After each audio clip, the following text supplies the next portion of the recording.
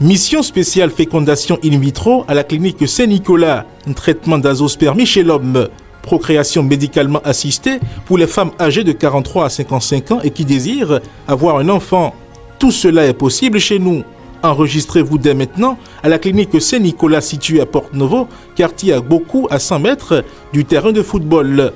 Contact plus 229 95 96 72 97 96 95 69 50 96 11 24 81.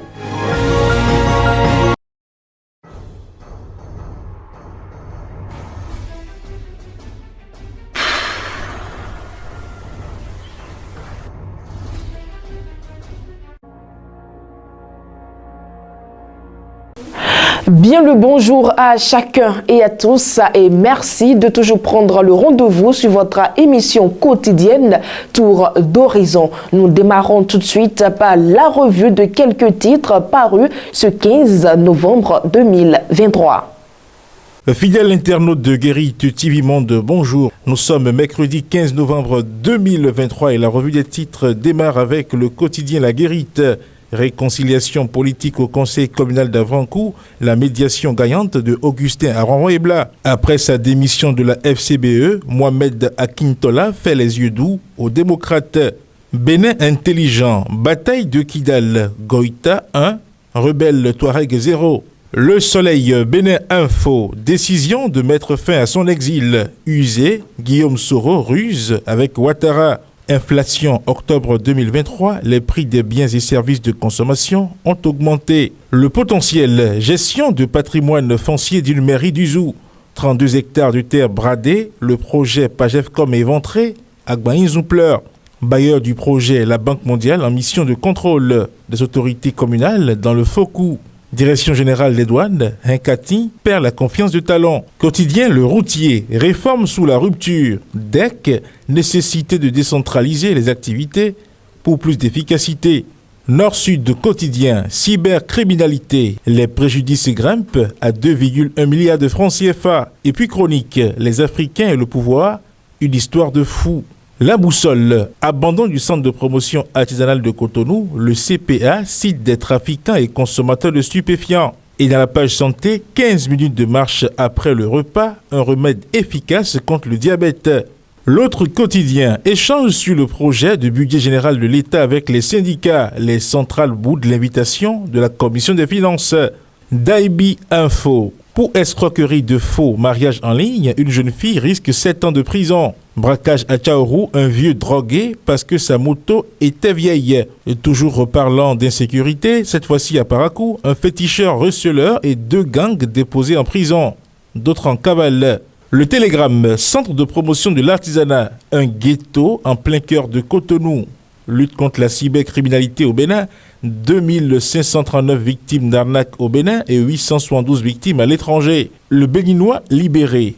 Incarcéré dans le cadre des tensions des élections passées, les étudiants en détention écrivent au président Talon. Retour maintenant au quotidien Maison, La Guérite. Rencontre entre Tchiani et l'ex-président de l'Assemblée nationale ivoirienne, Guillaume Soro, provoque Ouattara. Lisez l'analyse de Ouldat Mama. Et puis 7e édition du festival Djogbe Mito Naye, Naye Kpodjito, Animanso 2, Kondo Dotodigla, annonce les couleurs. Pour finir à présent, opinion de Edmond Agninde, le Rubicon. Fidèle internaute de Guérite TV Monde, ce sera tout pour la revue des titres de ce jour, mercredi 15 novembre 2023. À demain.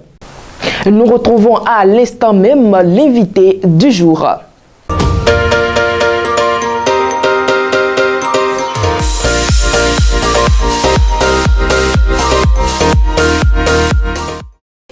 C'est le moment de rappeler à nos festivaliers, à ceux qui ont l'habitude de venir et ceux qui ne connaissent pas encore ce festival, que c'est l'heure de se préparer pour être ensemble du 8 au 14 janvier 2024 afin de pouvoir échanger sur la femme, le développement de la femme afin de pouvoir partager les connaissances du féminin sacré, les connaissances des valeurs de la femme que nos grands-mères ont utilisées pour être des leaders dans la société, qu'on puisse pouvoir les partager entre femmes, avec la jeunesse, avec les femmes cadres, avec les femmes de 3e âge, avec les universitaires, les élèves, les étudiants, qu'on puisse ensemble parler de la femme, puisque le thème principal, c'est femmes pour un développement sociétal paisible et équilibré. Mesdames et messieurs, on se retrouve tout juste après cette virgule dans le forum de discussion.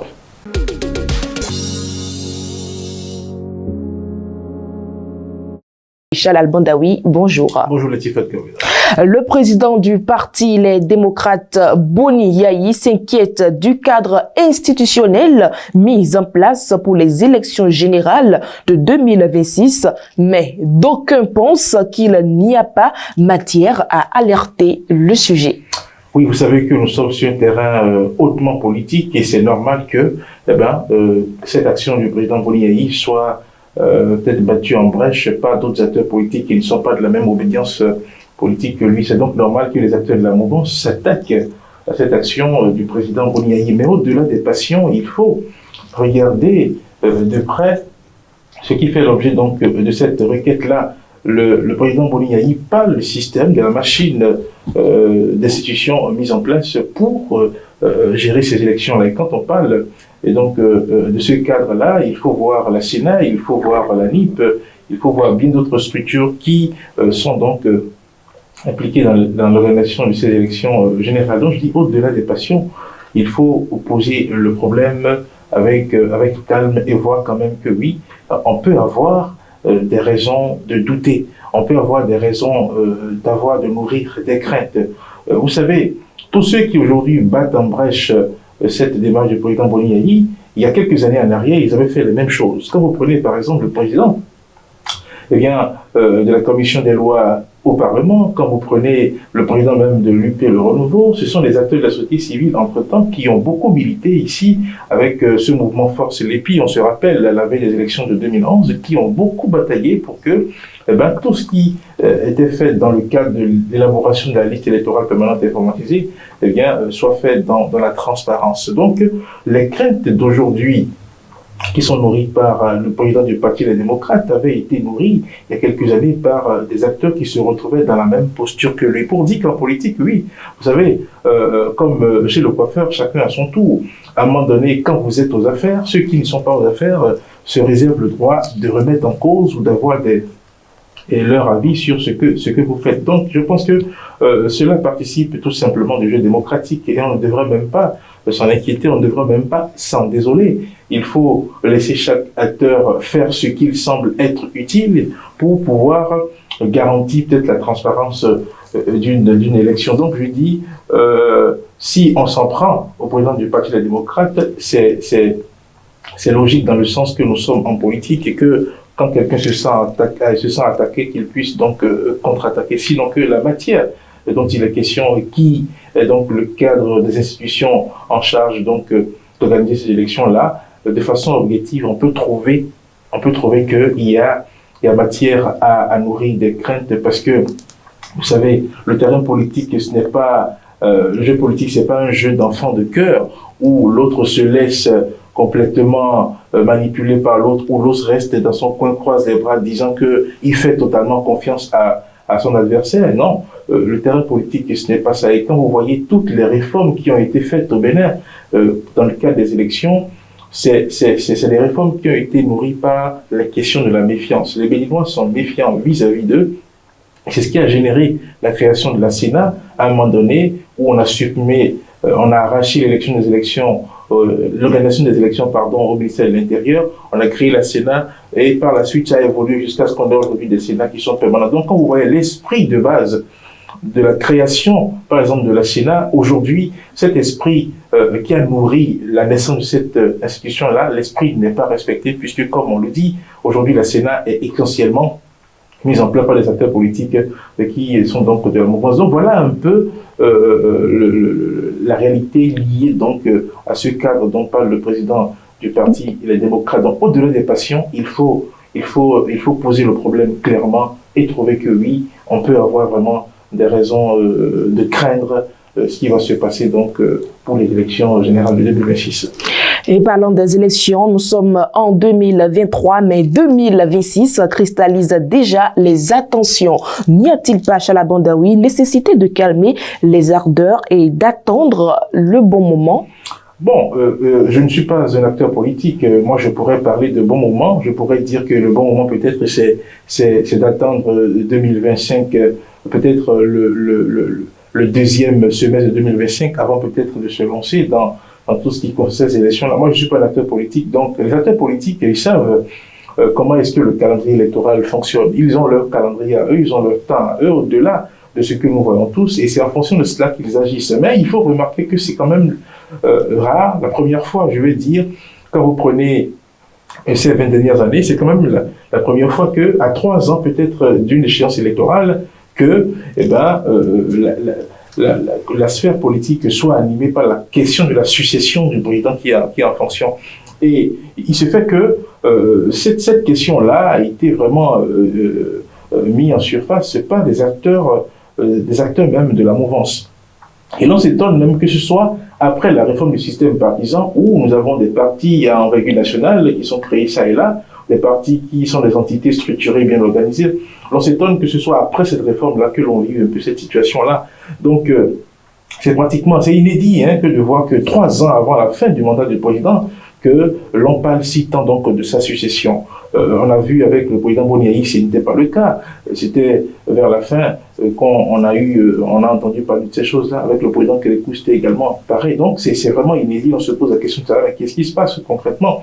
Et c'est des mouvements surtout qui sont venus donc du camp de la mouvance.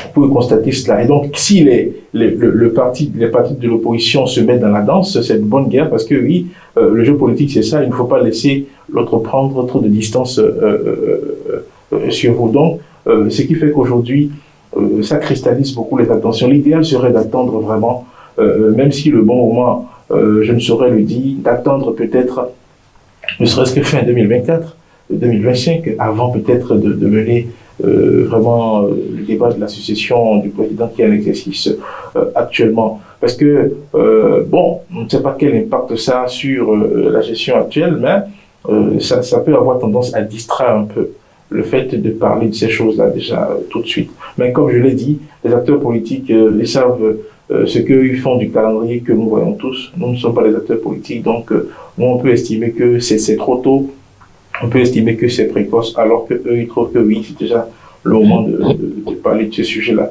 Il se fait que le sujet n'est pas abordé au sein des partis qui sont des partis soutenant l'action du gouvernement et qui sont les 2 grands partis de la mouvance. C'est des mouvements, ça et là, et d'aucuns disent même que oui, c'est déjà le système, la réforme du système partisan qui est quelque part mis en difficulté parce que le débat n'est pas mené où il devrait se mener.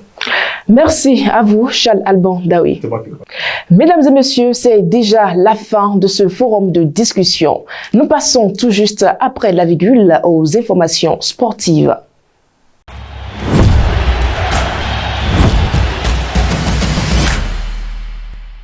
Le Bénin s'apprête à lancer sa campagne pour les éliminatoires de la Coupe du Monde 2026 à l'occasion de la trêve de novembre 2023. À l'approche du match de la première journée contre l'Afrique du Sud, le 18 novembre 2023, les Guépas feront sans un joueur convoqué. Il s'agit de Johan Rock qui est contraint de déclarer forfait en raison d'une blessure. La nouvelle a été annoncée par le sélectionneur Guénoth Roy lors d'une interview. Selon lui, Johan Rock est forfait depuis quelques jours. Il ne sera pas remplacé. La préparation des 2 matchs contre l'Afrique du Sud et le Lesotho se fera avec un effectif de 24 guépards. Nous parlons à présent du Mondial 2026 pour finir. Ces éliminatoires démarrent ce mercredi 15 novembre 2023 dans la zone Afrique. Les 2 premières journées vont tenir les amoureux du football en haleine. La course pour les précieux billets de qualification pour la Coupe du Monde 2026 débute sur le continent africain. Repartis en 9 groupes, les sélections engagées vont se disputer les 9 tickets désormais alloués à l'Afrique. Les premières sorties des géants du continent seront suivies de près. Le Maroc, qui devait jouer contre l'Érythrée, a vu son adversaire jeter l'éponge. Les Red Sea Boys se sont retirés des qualifications sans donner de motif. C'est donc lors de la 2e journée que les Lions de l'Atlas joueront cette fois en déplacement face à la Tanzanie. Le Maroc sera d'ailleurs l'attraction de ces éliminatoires. 9 matchs de sélection qui ne disposent pas de stade homologué sont programmés sur le territoire du Royaume. Le choc au stade des Martyrs de Kinshasa entre la République démocratique du Congo et la Mauritanie dans le groupe B mérite le détour. Les 2 sélections sont les futurs adversaires du Sénégal qui joue à huis clos au stade Abdoulaye Wade le samedi 18 novembre prochain contre le Soudan du Sud avant le voyage au Togo quelques jours plus tard. L'Algérie fera ses débuts sans trop d'inquiétude au stade Nelson Mandela. Logé dans le groupe G, les Verts affrontent la modeste sélection de la Somalie le jeudi 16 novembre. Opposition déséquilibrée également entre l'Égypte et Djibouti, le même jour au stade international du Caire. Le Baba Yara Stadium de Koumassi sera pour sa part le cadre des retrouvailles entre le Ghana et Madagascar. Avec un André Ayou désormais dans un nouveau club, les Black Stars vont tenter de bien démarrer la campagne avant le voyage à Moroni pour affronter les Comores. Les éléphants de Côte d'Ivoire vont tester leur état de forme à domicile à quelques semaines de la CAN. Et ce sera au stade olympique d'Épimpe face aux Seychelles avant de se déplacer lors de la seconde journée pour jouer la Gambie. Mesdames et messieurs, l'alcool est un puissant dissolvant. Il dissout les familles, le job, le compte en banque, les amitiés, mais il ne règle jamais les problèmes. Merci de nous avoir suivis. On se donne rendez-vous demain dans un autre numéro de votre émission Tour d'Horizon.